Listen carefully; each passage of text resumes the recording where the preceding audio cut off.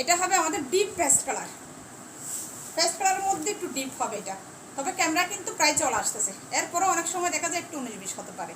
দেখেন আমাদের খুব সুন্দর আসলা টার্সেল, দেখেন কত সুন্দর স্টোন বসানো। এই শাড়িগুলো আপনারা যে কোনো নতুন বউয়ের সেকেন্ড শাড়ি হিসেবেও কিন্তু পারচেস করতে পারেন। অনেক সুন্দর একটা শাড়ি। এই যে দেখেন এটা আমাদের নিচের পার্ট, এটা আমাদের বড়ি হবে, কালারটা বরাবর চলে আসতেছে।